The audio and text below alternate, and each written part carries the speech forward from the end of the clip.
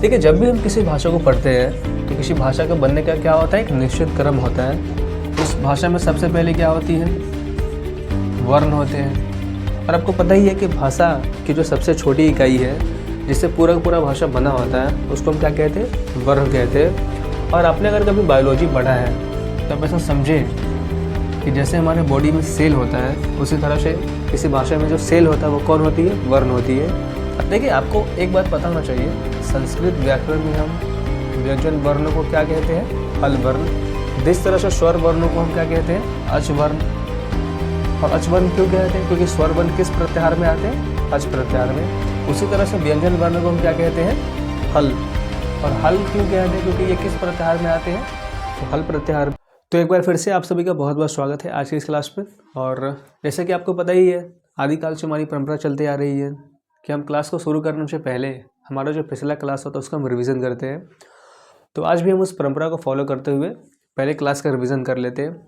अब देखिए, हमने कल आपको बताया कि जो वर्ण होते हैं उनके उच्चारण स्थान क्या क्या होते हैं, और हमारी कल की पूरी क्लास ही वर्णों के उच्चारण स्थान पर थी।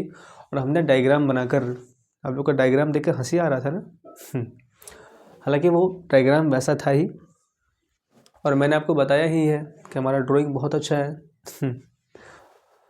चलिए, तो हमने डायग्राम बनाकर उस बात को समझा था, और हमने 2 क्लासेस में पूरी की पूरी वर्ण व्यवस्था को कंप्लीट कर लिया है। अब देखिए, अगर ये डिटेल क्लास होता तो हम क्या करते, वर्ण व्यवस्था को 5-6 क्लास में पढ़ते और समझते। उसमें हम वर्ण विच्छेद और बहुत सारी और नई बातें पढ़ते, और वर्ण का कुछ अन्य वर्गीकरण भी होता है, हम उसको भी समझते। पर अभी हमारा परीक्षा नज़दीक आ रहा है और मुझे ऐसा लगता है कि हम 2 क्लासेस में भी सारे के सारे सवाल को बना सकते हैं। तो हम बस इतना ही वर्ण व्यवस्था में पढ़ने वाले हैं।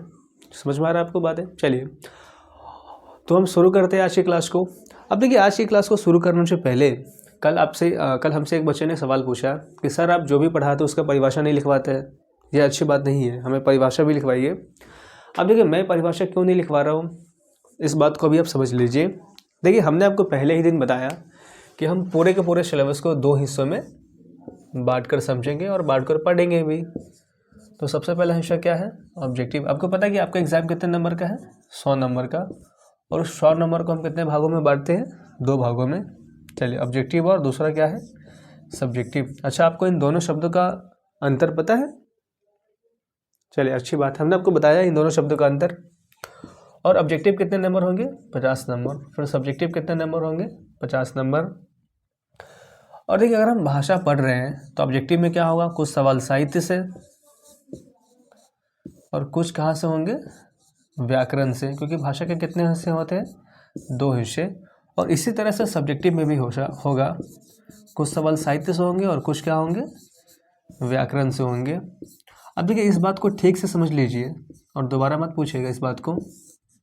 चलिए, देखिए, व्याकरण हम जो भी पढ़ने वाले हैं 30-40 क्लास में, उसमें से एक भी सवाल आपके सब्जेक्टिव एग्ज़ाम में, मतलब सब्जेक्टिव में नहीं पूछे जाएंगे। सारा का सारा ग्रामर का जो सवाल होगा वो कहाँ पूछे जाएंगे, ये ऑब्जेक्टिव में। और फिर आप पूछेंगे कि सर, आपने फिर सब्जेक्टिव में ग्रामर क्यों लिखा है, व्याकरण क्यों लिखा है। देखिए, सब्जेक्टिव में व्याकरण से जुड़े हुए सवाल होते हैं, व्याकरण के किसी एक टॉपिक से सवाल सीधे सीधे नहीं होते। वो आपसे यहाँ पे ये नहीं पूछेंगे कि समास की परिभाषा बताओ, समास के प्रकार बताओ। समझ में आ रहा है आपको? वो हमसे क्या क्या पूछेंगे सब्जेक्टिव में, तो एक तो गद्यांश हो गया। और व्याकरण के आप कोई भी टॉपिक भर लें, आप गद्यांश को नहीं बना सकते, क्योंकि आपको सारे के सारे टॉपिक्स पता होने चाहिए।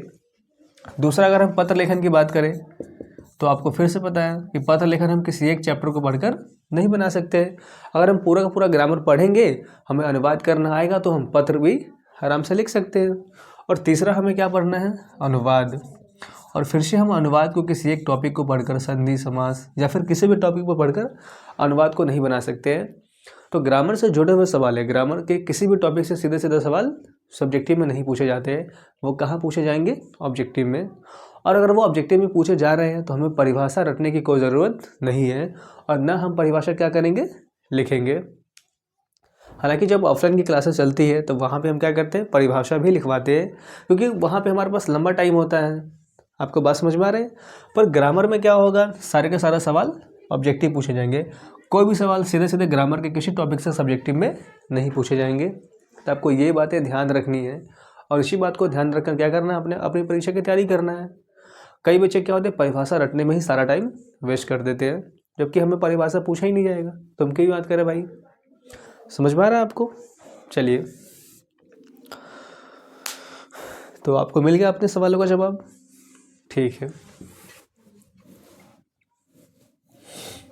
अब देखिए, अगर आपको याद होगा कि हमें भाषा को पढ़ने के लिए, भाषा को समझने के लिए कितनी बातें उसमें पढ़नी होती है, याद है आप लोग को।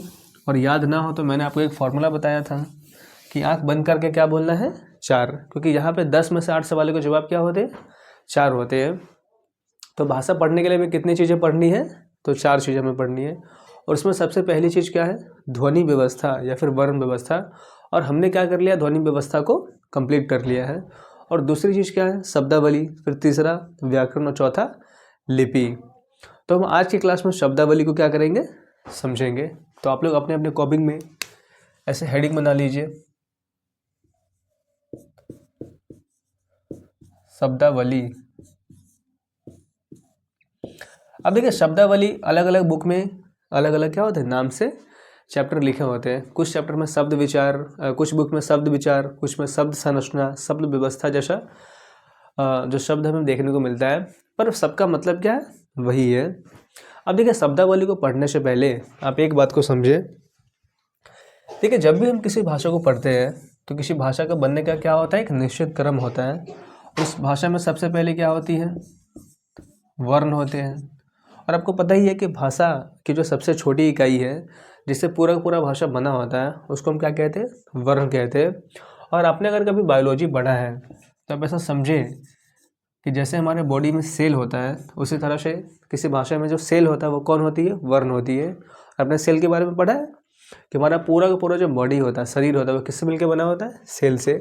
उसी तरह से पूरी की पूरी जो भाषा है वो किससे मिलकर बनी होती है, तो वर्ण से। फिर हम वर्णों की सहायता से क्या करते हैं, शब्द का निर्माण करते हैं, शब्द को बनाते हैं।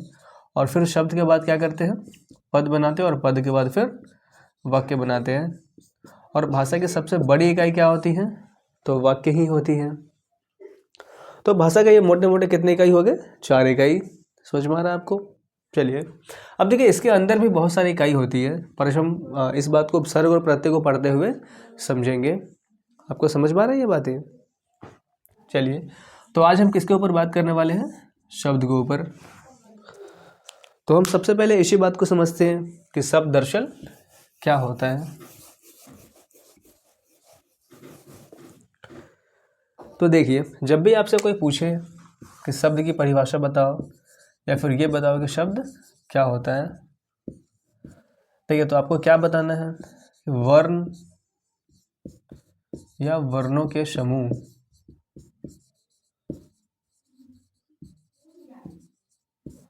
जिसका कोई अर्थ हो,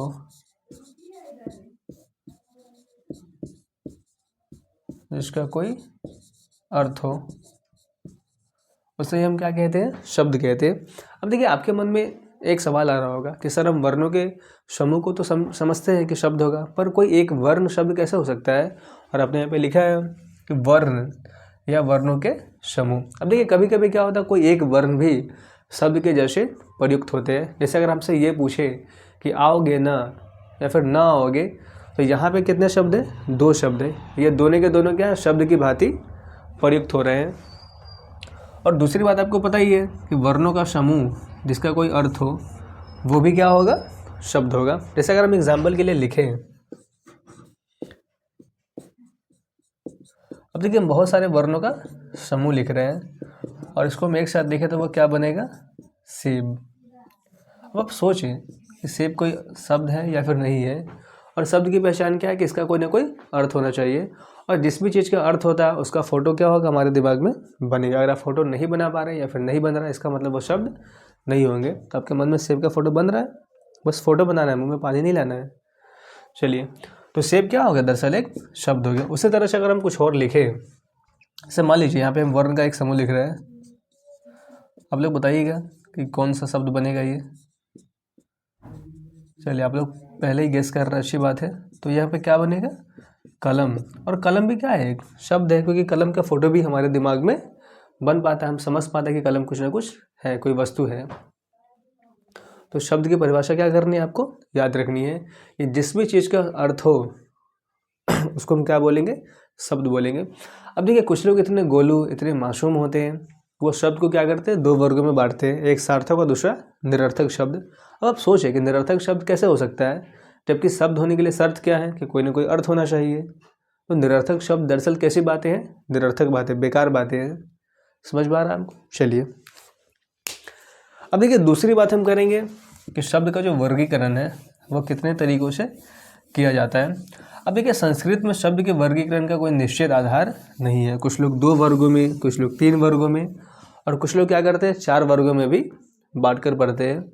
तो हम क्या करेंगे, हमने आपसे वायदा किया है कि 10 में से 8 सवालों के जवाब क्या होंगे, 4 होंगे। तो हम लोग कितने वर्गों में बांट कर पढ़ेंगे, 4 वर्गों में। समझ में आ रहा है आपको? तो इसके लिए कोई निश्चित तरीका नहीं है, 2, 3, 4 सब वर्गों में क्या करते हैं, बांटते हैं। तो हम कितने वर्गों में बांटेंगे, आपकी सुविधा के लिए हम 4 वर्गों में इसको बांटकर पढ़ेंगे ताकि आपको याद रहे। अब देखिए सबसे पहले जो वर्गीकरण का आधार है उसको हम कहते हैं स्वरूप। दूसरा जो आधार है उसको हम कहते हैं लिंग, और तीसरा आधार है वचन, और जो चौथा आधार है उसको हम कहते हैं अर्थ। तो ठीक से याद कर लीजिए एक बार। तो संस्कृत व्याकरण में हम शब्द को कितने आधारों पर बांटते हैं, 4 आधारों पर। और में सबसे पहला आधार क्या है, स्वरूप। अभी हम समझेंगे ये क्या होता है। फिर दूसरा आधार क्या है, लिंग। तीसरा आधार क्या है, वचन। और जो चौथा आधार है वो कौन सा है, अर्थ। अब देखिए सबसे पहले हम क्या करते हैं, स्वरूप के आधार पर शब्द को समझते हैं। देखिए स्वरूप का दरअसल मतलब क्या होता है कि कोई चीज़ किस तरीके दिख रही है, जिस तरह से दिखती है उसी को हम क्या कहते हैं, उसका स्वरूप कहते हैं। तो शब्द दिखने में किस तरीके के हैं, इस आधार पर भी क्या किया गया, शब्दों को कुछ वर्गों में बांटा गया है। और आपसे पूछे कि स्वरूप के आधार पर शब्द कितने प्रकार के होते हैं, तो आपको बताना है कि स्वरूप के आधार पर शब्द 2 प्रकार के होते हैं। जो पहला प्रकार है उसको हम कहते हैं अजंत, और जो दूसरा प्रकार है उसको हम कहते हैं हलंत। अब देखिए अजंत दरअसल कुछ नहीं है। देखिए अजंत में 2 शब्द है, एक तो है अच और दूसरा है अंत। अब आप इसका मतलब समझ पा रहे होंगे। देखिए हमने आपको जो प्रत्याहार पढ़ाया था तो उसमें हमने आपको एक प्रत्याहार के बारे में बताया था, और वो प्रत्याहार कौन सा था, अच प्रत्याहार। और अच का मतलब क्या होता है, स्वर होता है।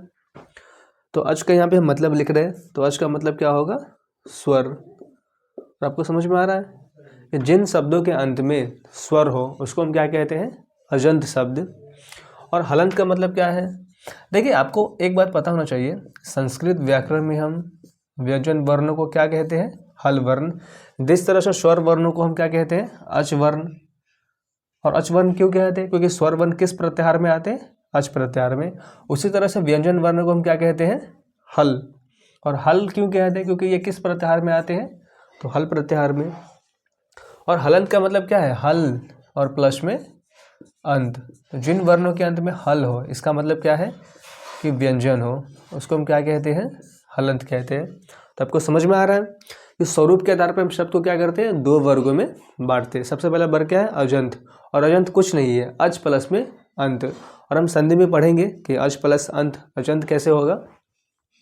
तो जिन शब्दों के अंत में क्या होगा, स्वर होगा, उसको हम क्या कहते हैं, अजंत कहते हैं। और जिन शब्दों के अंत में व्यंजन हो उसको हम क्या कहते हैं, हलंत कहते हैं। तो ये तो दरअसल परिभाषा हो गई, हम कुछ एग्जाम्पल से आपको समझाते हैं इस बातों को। और जैसे मान लीजिए आपके सामने में एक शब्द लिखते हैं राम। आपसे पूछे कि बताओ राम को किस प्रकार का शब्द है, अजंत है कि हलंत है। अब देखिए सबसे पहले हम क्या करेंगे, राम को अलग अलग करके लिखेंगे। और आपको पता ही है कि कोई भी व्यंजन स्वर के बिना क्या होगा, अधूरा होगा। और इसमें कौन सा स्वर लगा हुआ है, तो आ स्वर। तो इससे हम आ स्वर को क्या करेंगे, अलग लिखेंगे। फिर आपको यहाँ पे कुछ नहीं दिख रहा, इसका मतलब कौन स्वर होगा, आ होगा। तो फिर हम आ को क्या करेंगे, यहाँ से अलग लिखेंगे। और अब ध्यान से देखिए कि ये जो राम शब्द है इसके अंत में कौन सा वर्ण है, तो स्वर है। इसका मतलब है कि राम किस प्रकार का शब्द है, अजंत है। उसी तरह से अगर हम ये लिखें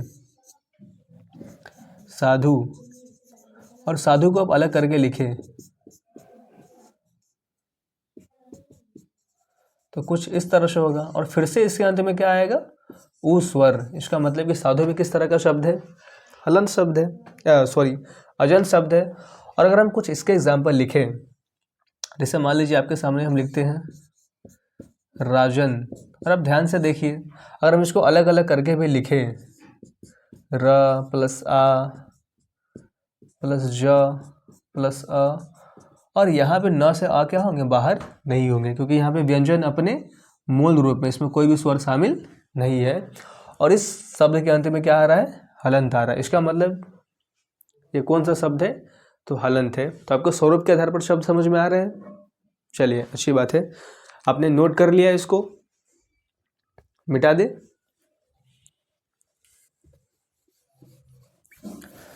तो सबसे पहला आधार कौन सा है, स्वरूप। और स्वरूप के आधार पर शब्द कितने प्रकार के होते हैं, तो 2 प्रकार के। सबसे पहला कौन सा है, अजंत, और दूसरा हलंत। एक बार हम फिर से इसको लिख देते हैं। चलिए, अब देखिए दूसरा आधार क्या है, लिंग। देखिए लिंग का मतलब क्या होता है, पहचान या फिर चिन्ह। अगर आपसे कभी पूछे कि लिंग का शाब्दिक अर्थ क्या होता है, तो उसको हम क्या बोलेंगे, पहचान या फिर चिन्ह। अब संस्कृत व्याकरण में क्या है, जितने भी शब्द हैं उनको लिंग के आधार पर भी बांटा गया है कि वो शब्द पुल्लिंग है, स्त्रीलिंग है या फिर नपुंसकलिंग है। अब हिंदी व्याकरण में लिंग कितने प्रकार के होते हैं, 2, पर संस्कृत में कितने हैं, 3। तो लिंग के आधार पर हम शब्द को क्या करते हैं, 3 वर्गों में बांटते हैं। एक तो शब्द क्या है, पुल्लिंग, फिर दूसरा क्या है, स्त्रीलिंग, और तीसरा क्या है, नपुंसकलिंग। अब देखिए पुल्लिंग क्या होता है, तो जिन शब्दों से क्या हो, पुरुष जाति का बोध हो, उसको हम क्या कहते हैं, पुल्लिंग। जैसे लड़का हो गया, बालक हो गया, फिर वृक्ष हो गया। आपको जान के आश्चर्य होगा, पर वृक्ष को भी हम संस्कृत में क्या करते हैं, पुल्लिंग के अंतर्गत ही गिनते हैं। तो जिन शब्दों से पुरुष जाति का बोध हो उसको हम क्या कहते हैं, पुल्लिंग। और स्त्रीलिंग क्या होगा, तो जिन शब्दों से स्त्रीलिंग जाति या फिर स्त्री जाति का बोध हो उसको हम क्या कहते हैं, स्त्रीलिंग कहते हैं। और तीसरा शब्द क्या है, नपुंसकलिंग। देखिए नपुंसक का कुछ लोग क्या मतलब समझते हैं कि जो पुरुष और महिला एक साथ हो, जबकि ये मतलब नहीं है, और इसके लिए अलग अलग शब्द का भी प्रयोग करते हैं हमारे समाज में, पर वो शब्द हमारे क्लास में बोलना ठीक नहीं होगा। आप लोग समझ ही पा रहे होंगे वो क्या शब्द हो सकता है। चलिए, तो नपुंसकलिंग शब्दों को भी शब्द को हम समझ रहे थे। अब देखिए नपुंसकलिंग होता क्या है, जो ना पुरुष हो न क्या हो, स्त्रीलिंग हो। जैसे न पुरुष जाति का बोध हो ना स्त्रीलिंग जाति का, उसको हम क्या कहते हैं, नपुंसकलिंग। जैसे अगर हम एक शब्द लिखें पुस्तक, और आपसे पूछे अब बताइए पुस्तक किस लिंग का होगा, पुस्तक में हम लिंग पता कर सकते हैं, नहीं कर सकते हैं, क्योंकि पुस्तक क्या है ना, पुल्लिंग है ना स्त्रीलिंग है। तो संस्कृत व्याकरण में जहाँ पे हम लिंग निर्धारण नहीं कर सकते उन शब्दों को हम कहाँ रखते हैं, नपुंसकलिंग में। जैसे हम बोले फल, अब फल का हम लिंग बता सकते हैं कि फल पुल्लिंग है, स्त्रीलिंग है, नहीं बता सकते, इसलिए फल भी कहाँ आएगा, नपुंसकलिंग में। तो आपको ये बात समझ में आ रहा है। चलिए, अब देखिए उसी तरह से क्या है तीसरा प्रकार, वचन। और वचन का मतलब क्या होता है, देखिए वचन का शाब्दिक अर्थ होता है नंबर। तो हम नंबर्स के आधार पर भी क्या करते हैं, शब्द को कुछ वर्गों में बांटते हैं। और संस्कृत व्याकरण में क्या होता है, हम वचन के आधार पर शब्दों को 3 वर्गों में बांटते हैं। और हिंदी व्याकरण में क्या है, हम शब्दों को सिर्फ और सिर्फ वचन के आधार पर 2 वर्गों में ही बांटते हैं। तो आप लोग बताइए कौन कौन सा प्रकार होगा। अच्छा, कुछ लोग क्या बोलते हैं कि सबसे पहला प्रकार क्या होगा, अमिताभ बच्चन, दूसरा ऐश्वर्या राय बच्चन, और तीसरा अभिषेक बच्चन। तो ये नहीं है, यहाँ पे वचन का मतलब वो नहीं है, ये वचन नहीं होते वो लोग क्या है, बच्चन, वचन नहीं है। तो ध्यान रखना आप लोगों को। तो अभिषेक बच्चन, ऐश्वर्या राय बच्चन और ये सब नहीं है। चलिए, तो वचन को हम संस्कृत में क्या करते हैं, 3 वर्गों में बांटते हैं। सबसे पहले क्या है, अभिषेक बच्चन नहीं, एक वचन, और दूसरा द्विवचन, और तीसरा बहुवचन। और आपने पढ़ा ही है बचपन से, एक वचन क्या होगा, जहाँ पे सिर्फ एक संख्या का बोध होगा उसको हम क्या कहते हैं, एक वचन। और जहाँ पे 2 संख्या का बोध हो उसको हम क्या कहते हैं, द्विवचन। और जहाँ पे 2 से अधिक संख्या का बोध हो उसको हम क्या कहते हैं, बहुवचन। अब देखिए हमें इन सब को डिटेल में नहीं पढ़ना है, बस इतनी बातें क्या करनी है, याद रखनी है। इतनी इतनी बातें याद रखनी है। और आगे हम क्या करेंगे, जब लकार व्यवस्था, शब्द रूप ये सब पढ़ेंगे तो ये सब क्या होंगे, फिर से हमारे सामने आएंगे। तब को ये तीनों आधार पर शब्द का वर्गीकरण समझ में आ रहा है। चलिए अब हम अपने चौथे आधार पर शब्दों का वर्गीकरण की बात करेंगे। और चौथा आधार कौन सा है, अर्थ। अब देखिए अर्थ के आधार पर हम शब्द को क्या करते हैं, 5 वर्गों में बांटते हैं। और वो सबसे पहला वर्ग क्या है, संज्ञा। और अपने बचपन से पढ़ा है कि संज्ञा का अंग्रेजी क्या होता है, नाउन। अरे संज्ञा का मतलब दरअसल क्या होता है। अच्छा एक बार क्या हुआ हमारे साथ कि जब हम एक शादी में गए थे तो वहाँ पे एक बुजुर्ग व्यक्ति ने क्या किया, हमसे एक सवाल पूछा कि बेटा आपका संज्ञा क्या है। और मैं उनका सवाल सुनकर शॉक्ड हो गया कि भाई इसका जवाब क्या होगा, मेरा संज्ञा मतलब। देखिए संज्ञा का दरअसल मतलब क्या होता है, नाम। तो कुछ लोग होते हैं वो काटू दिमाग के, तो उन्होंने सीधा सीधा मेरा नाम नहीं पूछा, उन्होंने सोचा कि इसके फिरकी लेते हैं और उन्होंने क्या किया, ये पूछा कि आपका संज्ञा क्या है। तो वहाँ पे हमें क्या बताना था, नाम बताना था, क्योंकि संज्ञा का दरअसल मतलब क्या होता है, नाम होता है। अपने पढ़ा ही है कि संज्ञा के कितने प्रकार होते हैं, 5 प्रकार। और देखिए इन सबको हमें इतना ही पढ़ना है, पूरे विस्तार से नहीं पढ़ना। अगर हमें विस्तार से पढ़ना होता तो हम आपको ये सारी बातें ज़रूर बताते।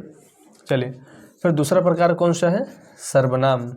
और सर्वनाम को हम क्या कहते हैं, प्रोनाउन। और प्रोनाउन इसको क्यों कहते हैं, क्योंकि ये नाउन के बदले में आता है। और आपको एक बात ध्यान रखना है कि किसी भी भाषा में या फिर हिंदी और संस्कृत भाषा में क्या होगा, जो जो नियम संज्ञा पे लागू होंगे वो सब किस पे लागू होंगे, सर्वनाम पे। और आप ऐसा समझे कि ये आपस में क्या है, जुड़वा बहन है। ये दोनों क्या होती है, जुड़वा बहन। समझ में आ रहा है। चलिए और आपने पढ़ा ही है कि सर्वनाम के कितने प्रकार होते हैं, तो 6 प्रकार होते हैं। फिर तीसरा शब्द होता है विशेषण। और विशेषण क्या होता है, जो संज्ञा और सर्वनाम की क्या करता है, विशेषता को बताएं। अच्छा हम विशेषण पे अलग से बात करेंगे क्योंकि हमें विशेषण को थोड़ा सा क्या करना है, समझना है। फिर चौथा प्रकार क्या है, क्रिया। और क्रिया पे हमारी पूरी की पूरी क्लास होगी। जब हम लकार व्यवस्था पढ़ेंगे तो वहाँ पे हमें पूरा का पूरा क्रिया ही पढ़ना है। और जो सबसे अंतिम प्रकार है उसको हम कहते हैं अव्यय। और अव्यय के कुछ लोग अविकारी शब्द भी कहते हैं। अब देखिए अविकारी शब्द खुद भी 4 प्रकार के होते हैं, पर हमें उन शब्दों को जानना ज़रूरी नहीं है। तो आपको समझ में आ रहा है कि अर्थ के आधार पर शब्द कितने प्रकार के होते हैं। तो अर्थ के आधार पर हम शब्द को क्या करते हैं, 4 प्रकारों में बांटते हैं। और सबसे पहला प्रकार क्या है, संज्ञा।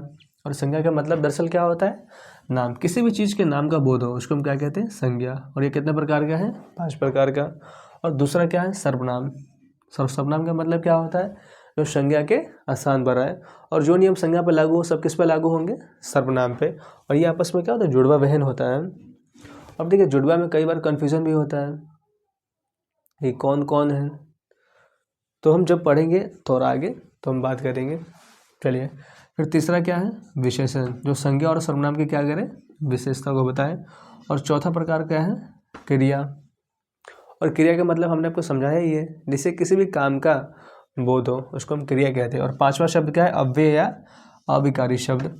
अब देखिए अव्यय क्या होता है, तो जिन शब्दों के रूप कभी भी नहीं बदलते। हालांकि हम जब पद संरचना पढ़ेंगे, जब पद के बारे में पढ़ेंगे, आगे हमें पद के बारे में ही पढ़ना है, तो हम इसके बारे में क्या करेंगे, विस्तार से बात करेंगे। तो आपको आज की क्लास समझ में आई। चलिए तो आज की क्लास को हम यहीं तक रखते हैं और जल्दी मिलते हैं आपसे अगली क्लास में। तब तक के लिए बाय।